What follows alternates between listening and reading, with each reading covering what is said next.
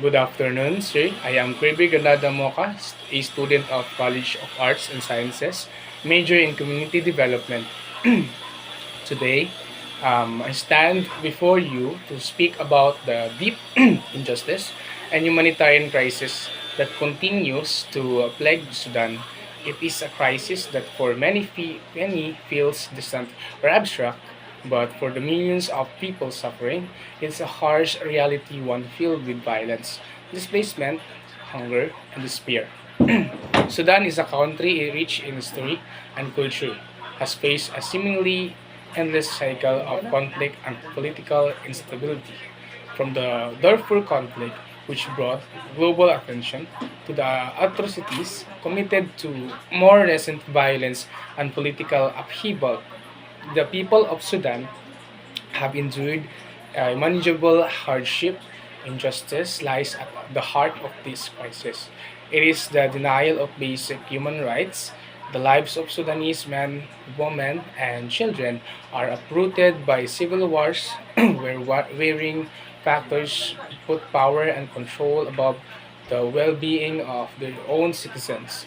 The voice of the innocent are drowned out by the sound of gunfire, and their cries for peace fall on deaf ears. In areas of conflict, civilians are trapped in a daily fight for survival. Villages are bombed, homes are destroyed, and people are forced to flee, often without food, water, or shelter.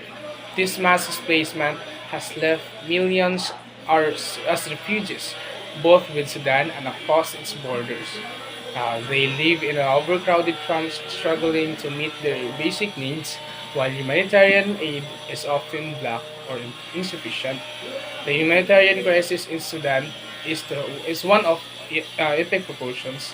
Nearly half of the population faces acute food insecurity. Hospitals and schools are non-functional in many areas, leaving the sick untreated and the next generation without education. The lack of medical care has compounded the suffering, with disease running rampant due to unsanitary conditions and the absence of vital healthcare infrastructure. This crisis disproportionately affects women and children. Women especially bear the brunt of the conflict, subjected to gender-based violence, forced marriages, and exploitation. Children are not only deprived of the right to education, but many are also recruited as child soldiers or are traumatized by the violence around them. As global citizens, we cannot turn a blind eye to the situation in Sudan. The international community has moral obligation to address both the humanitarian and the political aspects of the crisis. We must advocate for an end to the violence, demand accountability for war crimes and human rights violations, and ensure that humanitarian aid reaches those in need. But beyond aid, Sudan needs justice for the lives lost, the home destroyed, and the future stolen.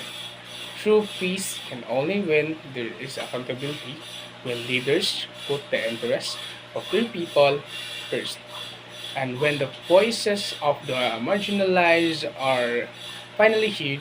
The road to rebuilding Sudan is long, but it begins with an unwavering commitment to justice and human dignity. Let us not allow this humanitarian disaster to fade into obscurity. Let be the voice for the voiceless and act in solidarity with the people of Sudan. Their struggle is our struggle, and their humanity is our humanity. And that's all. Thank you.